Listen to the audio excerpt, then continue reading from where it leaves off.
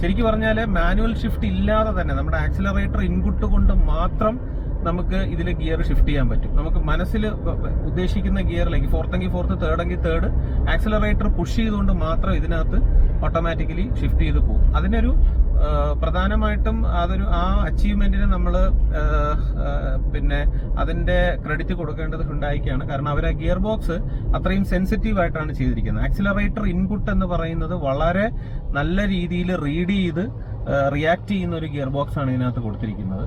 അപ്പോൾ അതുകൊണ്ട് മാനുവൽ ഷിഫ്റ്റിന്റെ ആവശ്യം സത്യം പറഞ്ഞാൽ ഇല്ല. മാനുവൽ ഷിഫ്റ്റ് ഇല്ലാതെ തന്നെ നമുക്ക് ആക്സിലറേറ്റർ ഇൻപുട്ട് എന്ന് പറയുമ്പം വെറുതെ ചവിട്ടി താഴ്ത്തി കഴിഞ്ഞാൽ നമുക്ക് ഈ ഒരു ഷിഫ്റ്റിംഗ് നടക്കത്തില്ല. ഇതിന് ടാപ്പിംഗ് ദ ആക്സിലറേറ്റർ എന്ന് പറഞ്ഞിട്ടൊരു കാര്യമുണ്ട്.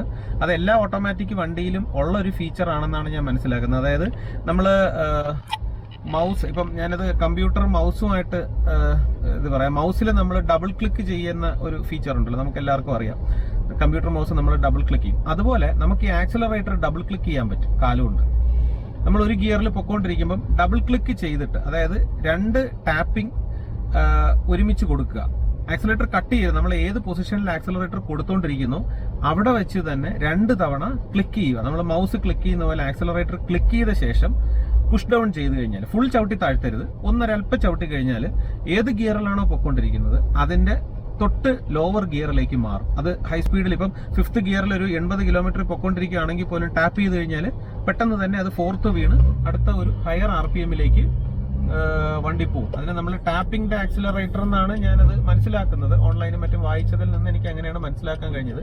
അപ്പോൾ ആ ഒരു ഫീച്ചർ നമ്മൾ ഉപയോഗിക്കുകയാണെന്നുണ്ടെങ്കിൽ നല്ല പവർഫുൾ ആയിട്ട് നമുക്ക് വണ്ടി കൊണ്ടുപോകാനായിട്ട് സാധിക്കും. പക്ഷെ അതിനകത്തുള്ളൊരു പ്രോബ്ലം, വൺസ് നമ്മൾ ഈ ടാപ്പിംഗ് ദ ആക്സിലറേറ്റർ എന്ന് പറയുന്ന ഫീച്ചർ ഉപയോഗിച്ച് തുടങ്ങിയാൽ അപ്പൊ തന്നെ ഇതിനകത്തിരിക്കുന്ന മൈക്രോ കമ്പ്യൂട്ടർ അത് റീഡ് ചെയ്യുന്നത് വണ്ടി ഒരു അഗ്രസീവ് മോഡിലാണ് ഇനി ഡ്രൈവ് ചെയ്യാൻ പോകുന്നത്. അപ്പൊ എന്ത് ചെയ്യുന്ന വെച്ചാൽ അത് RPM വളരെയധികം കൂടിയതിനു ശേഷം മാത്രമേ ഗിയറുകൾ ഷിഫ്റ്റ് ചെയ്യുള്ളൂ. അതായത് നേരത്തെ ഇപ്പൊ 2000 RPM നമ്മൾ വച്ച് മാറിക്കൊണ്ടിരുന്ന ഗിയർ ഒരു 3500 4000 RPM വരെ കയറി നല്ല പവർ അച്ചീവ് ചെയ്തതിന് ശേഷം മാത്രമേ അടുത്ത ഹയർ ഗിയറിലോട്ട് അത് പോകത്തുള്ളൂ. എന്നുവെച്ചാൽ ആ സമയം ആകുമ്പോഴത്തേക്കും നമ്മുടെ ഈ ആക്സിലറേറ്ററിൽ ഇൻപുട്ടിൽ നിന്ന് ഇതിനകത്ത് മൈക്രോ കമ്പ്യൂട്ടർ മനസ്സിലാക്കുന്നത് വണ്ടി ഒരു അഗ്രസീവ് മോഡിൽ ഓടാൻ ഡ്രൈവർ ആഗ്രഹിക്കുന്നു. അപ്പം ആ രീതിയിലുള്ള ഷിഫ്റ്റിംഗ് ഇതിനകത്ത് നടക്കും. ഇത് എല്ലാ ഓട്ടോമാറ്റിക് വണ്ടിയിലും ഉള്ള ഒരു ഫീച്ചറാണ്. പക്ഷേ സാൻട്രോയില് ഗിയർ ബോക്സ് വളരെ ഒരു സ്മൂത്ത് ആയിട്ടുള്ള ഷിഫ്റ്റിംഗ്, വളരെ ഫാസ്റ്റ് ആയിട്ടുള്ള ഷിഫ്റ്റിംഗുമാണ് മറ്റ് AMT ഗിയർ ബോക്സിനെ അപേക്ഷിച്ച്. അതുകൊണ്ട് തന്നെ ഈ ആക്സിലറേറ്റർ ഇൻപുട്ട് മാത്രം കൊടുത്തുകൊണ്ട് വണ്ടി വളരെ സ്പോർട്ടി ആയിട്ട് നമുക്ക് ഓടിക്കാൻ സാധിക്കും. അതുപോലെ തന്നെ തിരിച്ച് സ്പോർട്ടി ആയിട്ട് നമുക്ക് എങ്ങനെ കൊണ്ടുപോകാൻ സാധിക്കും, അതുപോലെ വളരെ ലൈറ്റ് ഫുട്ടഡ് എന്ന് ഞാൻ പറയുമ്പോൾ വളരെ ആക്സിലേറ്റർ വളരെ മെല്ലെ മാത്രം കൊടുത്ത് ഓടിച്ചു കഴിയുകയാണെങ്കിൽ നല്ല മൈലേജ് ഓറിയന്റഡ് ആയിട്ടും നമുക്ക് ഈ വണ്ടി കൊണ്ടുപോകാൻ സാധിക്കും. അപ്പം സാൻട്രോയുടെ AMT ഉപയോഗിക്കുന്നവര് ഇത് രണ്ടും മനസ്സിൽ കാണുക. മൈലേജ് ആണ് നമുക്ക് ആവശ്യമെങ്കിൽ ആക്സിലേറ്റർ വളരെ ലൈറ്റ് ഫുട്ടഡ്. ഇപ്പൊ നമ്മൾ കുറച്ച് ദൂരം നമ്മൾ ഇച്ചിരി അഗ്രസീവായിട്ട് ഓടിച്ചു, അപ്പൊ ശ്രദ്ധിക്കുക, ഇപ്പൊ 3rd ഗിയറിൽ നിന്ന് വണ്ടി 4th പോകണില്ല, 40 കിലോമീറ്റർ സ്പീഡായി. പക്ഷെ അത് ആ 3rd ഗിയറിൽ തന്നെ നിൽക്കുകയാണ്. കാരണം ഇതിനകത്ത് മൈക്രോ കമ്പ്യൂട്ടർ ഇപ്പൊ റീഡ് ചെയ്തിരിക്കുന്നത് നമ്മളൊരു അഗ്രസീവ് മോഡിൽ പോവാണ്. കുറെ ദൂരം ഇപ്പൊ ഷിഫ്റ്റായി.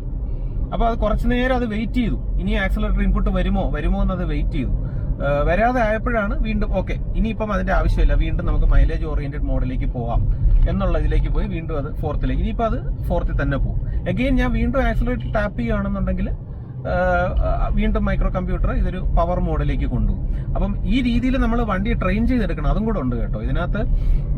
നമ്മുടെ ആക്സിലറേറ്റർ ഇപ്പൊ 10000 കിലോമീറ്റർ ആയിട്ട് ഞാൻ തന്നെയാണ് ഈ വണ്ടി ഓടിക്കുന്നത്. അപ്പം എന്റെ ഒരു ആക്സിലറേറ്റർ ഇൻപുട്ട് രീതി ഇതിനകത്ത് മൈക്രോ കമ്പ്യൂട്ടറിന് അറിയാം. എപ്പോഴാണ് ഞാൻ പവർ ആഗ്രഹിക്കുന്നത്, അല്ലെങ്കിൽ എപ്പോഴാണ് ഞാൻ മൈലേജ് ഓറിയന്റഡ് ആയിട്ട് ഇത് ഓടിക്കാൻ ആഗ്രഹിക്കുന്നത് എന്നുള്ളത് എന്റെ ആക്സിലറേറ്റർ ഇൻപുട്ടിൽ നിന്ന് ഇതിനകത്ത് മൈക്രോ കമ്പ്യൂട്ടർ മനസ്സിലാക്കി വെച്ചിട്ടുണ്ട്. അപ്പൊ അതിനനുസരിച്ചാണ് എനിക്ക് അതിന്റെ റിസൾട്ട് അത് തരുന്നത്. അപ്പൊ ഈ രീതിയിൽ നമ്മൾ ആദ്യത്തെ ഒരു 10,000 കിലോമീറ്ററിനകത്ത് ഇതിന്റെ മൈക്രോ കമ്പ്യൂട്ടറിനെ ഒന്ന് ട്രെയിൻ ചെയ്തെടുക്കുകയാണെന്നുണ്ടെങ്കിൽ വളരെ രസകരമായിട്ട് നമുക്ക് മൈലേജ് വേണ്ടപ്പോൾ ആ രീതിയിലും പവർ വേണ്ടപ്പോൾ ആ രീതിയിലും ഇതിനെ കൊണ്ടുപോകാനായിട്ട് സാധിക്കും.